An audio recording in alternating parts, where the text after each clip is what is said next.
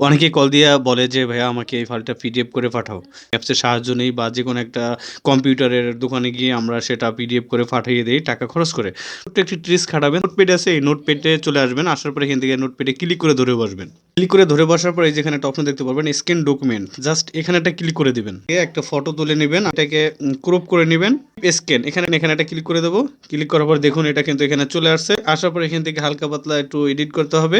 এই যে দেখুন এটা কিন্তু একদম স্পষ্ট ক্লিয়ার ফটোটা চলে আসছে। তো আসার পর এখান থেকে আমরা এখন যে কাউকে পাঠিয়ে দেবো, ডানে ক্লিক করে দিলাম, হোয়াটসঅ্যাপ, তারপরে মেল করতে পারলে মেল করে ফটোটা পাঠিয়ে দিতে পারেন, একদম পিডিএফ এর আকারে তার কাছে চলে যাবে। আমি এখান থেকে যদি ক্যালকুলেটরে চলে যাই, ক্যালকুলেটরে যাওয়ার পর এখানে যদি আমরা কোনো সংখ্যা উঠাই, উঠানোর পরে আমরা কি করি সেখান থেকে আইফোনে কিন্তু একবারে দেখুন এখানে কিন্তু ছিতে ক্লিক করলে একদম চলে যাবে। একটা সংখ্যা আপনি ডিলিট করতে চান, একটা সংখ্যা ডিলিট করা যায় না। খুব ছোট্ট একটা ট্রিক্স আপনাদের শিখিয়ে দিচ্ছি, একটা করে ডিলিট করতে পারবেন। এই যে দেখুন আমি এখান থেকে একটা সংখ্যা উঠালাম, ডানে বামে সোয়াইপ করলে কিন্তু এটা কমে যাবে। এই ট্রিক্সটা কিন্তু অনেকে জানতো না, একটা করে আপনারা এভাবে কমাতে পারবেন। ওয়েট, আপনারা আমার ভিডিও দেখতেছেন বাট লাইক দিতেছেন না ভিডিওতে, এটা কিন্তু ঠিক না ভাইয়া। দেরি না করে এক্ষুনি লাইক দিয়ে দিন। এই ভিডিও কিন্তু ফ্রিতে ভাই, একদম ফ্রিতে আপনাদের শিখিয়ে দিচ্ছি। ভিউয়ার্স, আমরা অনেক সময় আছি যারা আমরা নোট প্যাডে কিছুটা সেভ করে রাখি, আমাদের যে প্রয়োজনীয় কাগজপত্র বা প্রয়োজনীয় ডকুমেন্ট সেগুলো আমরা নোটে সেভ করে রাখি। এখন এখান থেকে চাইলে কিন্তু যে কেউ আমার নোটে ক্লিক করে আমাদের এগুলো পড়ে নিতে পারে বা এগুলো দেখে নিতে পারে।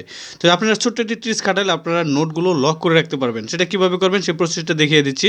উপরের দিকে আপনারা 3 লাইন মেনু পাবেন, জাস্ট এখানে একটা ক্লিক করে দেবেন। এখান থেকে পাবেন লক, জাস্ট লকে ক্লিক করে দেবেন। উপরের দিকে দেখতে পাবেন তালার একটা আইকন, জাস্ট এখানে একটা ক্লিক করে দেবেন। দ্যাটস ইট, লক হয়ে গেছে। এখন আমরা এখান থেকে ভিউ নোটে ক্লিক করলে ইন্টার পাসওয়ার্ডস আছে বা ফিঙ্গার, যেখান থেকে ফিঙ্গার দিয়ে দেবো, ওপেন হয়ে গেছে।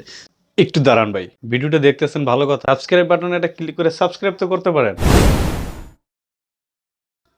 ভিউয়ার্স, অনেকে আছে যে আইফোনের ফটো হাইড করে রাখতে চায়। তো আপনারা কিভাবে আইফোন থেকে ফটোগুলো হাইড করে রাখবেন, পার্সোনাল ফটো আছে সেগুলো আপনারা কিভাবে আইফোনে হাইড করবেন সেই প্রসেসটা দেখিয়ে দিচ্ছি। তো তার জন্য এখান থেকে আপনারা চলে যাবেন ফটোসতে।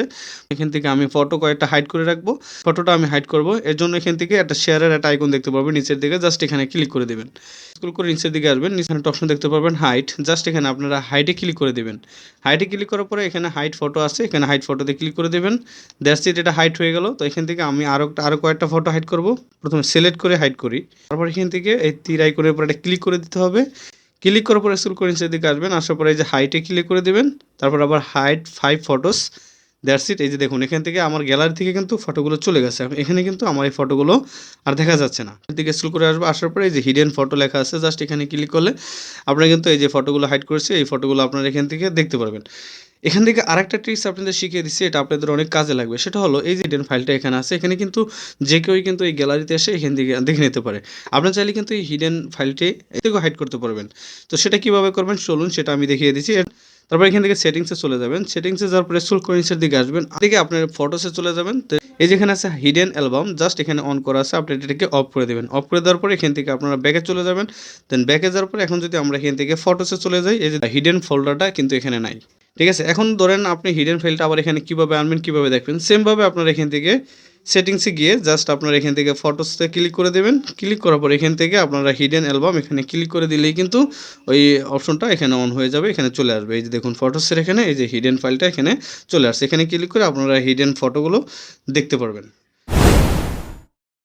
ভিউয়ার্স, আমরা অনেকে আছি যারা আমরা এই যে ফটো তুলি, আইফোন দিয়ে ফটো তুলি, তো সময় গ্রুপ ফটো তুলি। ঠিক আছে, তো গ্রুপ ফটো তোলার পরে সেখান থেকে আমরা চাচ্ছি যে একজনের ফটোকে আমরা আলাদা করব। যেমন এই যে এখানে এই ফটোটা, এই ফটো থেকে আমরা একটা ফটো আমি আলাদা করব। আলাদা করার জন্য এখান থেকে আমি যেমন হুজুরের ফটোটা আলাদা করব, এর জন্য এখানে ক্লিক করে উপরের দিকে এডিট অপশনে ক্লিক করবেন।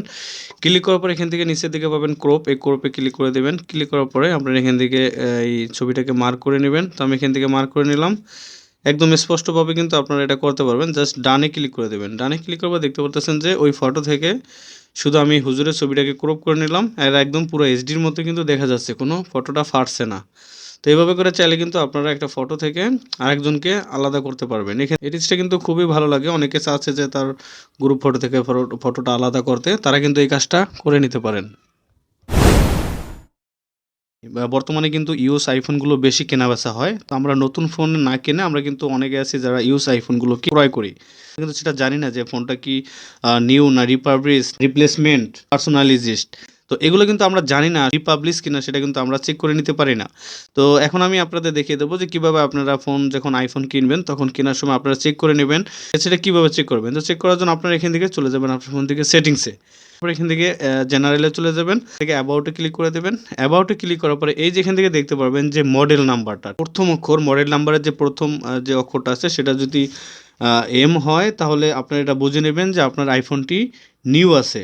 আর যদি এখানে আপনার এন হয় তাহলে রিপ্লেসমেন্ট, সেটা যদি এফ হয় তাহলে রিপাবলিশ, আর যদি পি হয় তাহলে পার্সোনালাইজড। এভাবে করে আপনারা চেক করে নেবেন। আইফোনের 10টি টিপস অ্যান্ড ট্রিক্স আপনাদের কাছে কেমন লাগছে অবশ্যই কমেন্ট বক্সে কমেন্ট করে জানাতে ভুলবেন না। আপনারা অনেকে আছেন আমার ভিডিও দেখেন বাট লাইক কমেন্ট শেয়ার কিছুই করেন না। ভাই আমি এত কষ্ট করে ভিডিও বানাই আপনাদের জন্যই তো বানাই, আপনাদের উপকারের জন্যই বানাই। তো আপনারা শুধু আঙ্গুল দিয়ে একটা ক্লিক করবেন লাইক বাটনে, বা শেয়ার করে আপনি আপনার ফ্রেন্ড সার্কেলকে দেখার সুযোগ করে দেবেন, ফেসবুকে শেয়ার করে দেবেন। তো আজকের মতো আমি এসব বিদায় নিচ্ছি, দেখা হচ্ছে পরবর্তী ভিডিওতে। সেই পর্যন্ত ভালো থাকবেন, সুস্থ থাকবেন, আল্লাহ হাফেজ, আসসালামু আলাইকুম।